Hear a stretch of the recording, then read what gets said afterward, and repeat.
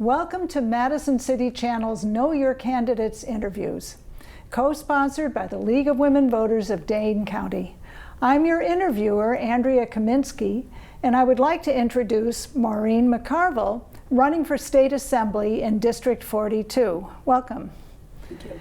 As we begin, I'd like you to give an opening statement as to the educational, vocational, and civic experience that you have which prepares you for this office, and why you're running for State Assembly. Sure. So my background, I have a bachelor's degree in business management on the educational side. I worked for 40 years at Madison Gas and Electric, which, as we know, deals with the public. I enjoy public service. I've served in the Wisconsin National Guard for about a decade altogether. I've been involved in many groups where we do fundraising for Boys and Girls Club, for United Way, for March of Dimes over the years, and participating in bike events or through the company oftentimes, spearheading efforts to raise money for those types of things. But ultimately, I enjoy serving the public. I come from a big family, and it just seems to be a passion that I have. I served on the Dane County Board for 14 years. I served on the Village Board for 2 terms prior to that, and I served on the DeForest Police Commission for about 11 years. And so serving on the State Assembly this past term has been great in the sense that it's another level of government with different, you do different things at different levels of government. So I've enjoyed that. I'd like to continue that work in the next session going forward. I think our side of the aisle has introduced hundreds of bills, most of which didn't get a hearing, but they're all good bills. And I think that we hopefully will be in a position to act on those, which is going to make life better for not just folks in the city of Madison, but throughout the county and the state as well. Okay. How would you like to see the state utilize the current budget surplus? Okay, so the surplus is a projected amount.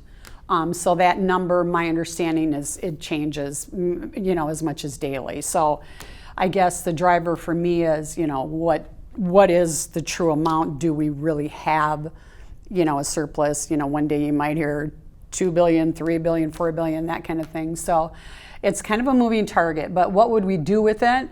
I would like to see us fund our schools with a portion of it. And then I would like to say, leave a bunch of it where it's at, because if it's projected, it may not truly be that number.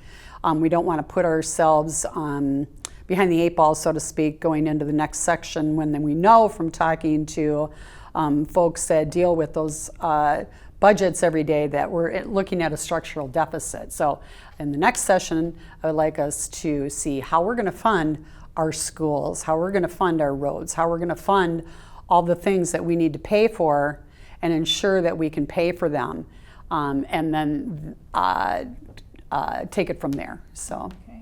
Mm-hmm. What guardrails, if any, would you support to protect our environment, health, and property values and household budgets from large projects such as hyperscale data centers and concentrated agricultural feed operations? Right. So I think you need to put good guardrails in place, with the big CAFO farms. How do you deal with runoff? What's in the water, that type of thing. In terms of the data center, same thing. And again, in this past session, we introduced a bill, the Democrats introduced a bill that was very meaty with how you would deal with environment, with power, with water, with concerns that folks have, reclamation in the event that they leave. And how do we do that? So I think the PSC took a good step forward in how they're handling it from their side. But on the state side, I think we need to say a data center, and a lot of this comes from working at a utility. It's like We may not like them or the idea of them, and it may be the new boogeyman on the block, but do we need them? And from what it looks like, we need them in terms of the technology that's coming forward. So then we need to manage it. Sticking our heads in the sand is not an option. And then how do we manage it? And in terms of the power, Wisconsin's part of the MISO grid, so those are other states. So what we do here in this state isn't just the story, right? What they do in neighboring states. So I think we need to be on the same page with neighboring states too, to say if there's a lot of power that's going to be needed for these hyperscalers, how are we going to make sure that it's fair across the board for everyone involved? Okay.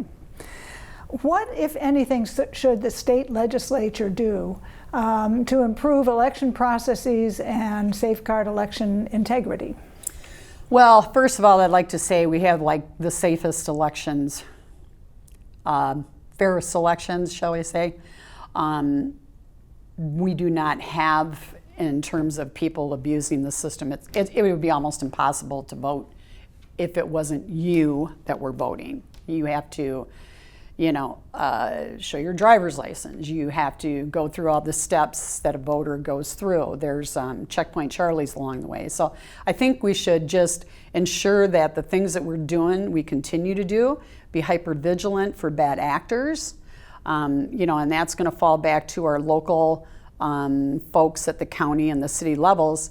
And then as legislators, I think what some states have done, and I think we should do also, is if a third party wants to do anything with those vote totals or those ballots, that we could be alerted ahead of time to ensure that, again, it's not bad actors or for nefarious reasons. So we've had good, safe elections for hundreds of years with virtually nobody doing anything nefarious. And so I think we just need to strengthen the current system that we have. Okay. Share with our audience an example of an effort with which you've been involved that demonstrates how you can be effective in creating policy change. Right. So I sat on the Elder Task Force, and that was a bipartisan task force. So I've always enjoyed working across the aisle. Dane County Board was, a nonpartisan body, so to speak. But and that's always been, I think, key, because we have to work together to get the good done for folks. And so one thing we did is we looked at elder issues. That was an elder issue task force. And we were able to pass a law regarding crypto machines that we know from talking to law enforcement across the state was crypto machines, we've been told, are 90, almost 100% used for scams. And who are they scamming? The majority of people they're scamming are elderly folks.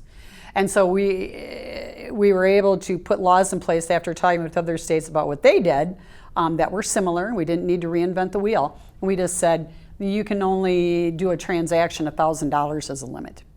We would have liked it lower, but $1,000 is where we ended. And so what that does, it eventually, it just shuts down the scams right in their tracks, because they're looking to cash in big time. So if they have to keep going back to the well. And it had some other legislation that went along with it about alerting the police or, hotline numbers and that kind of stuff. But that was huge. That's huge for seniors when, if it's your grandmother or your mother or even yourself, the one being scammed, and you realize that after the fact when it's too late to do any kind of a recovery. So we were able to do that. We were also able to repurpose medicines that were previously used, as long as there's a chain of custody involved, to redistribute them to folks that were in need and maybe having, not able to afford their prescriptions. So, okay. Yeah. What other priorities do you have that we may not have already addressed? Right. So, the big ones are a given, right? Education, healthcare, childcare, environment, PFAS under the environment umbrella. Those, I think, folks are well aware of, and definitely we're going to work on those. One thing I'd like to see in being a veteran is that we acknowledge the Veterans Day as a state holiday. We're the only state in the nation that doesn't do that. And, that's embarrassing, right?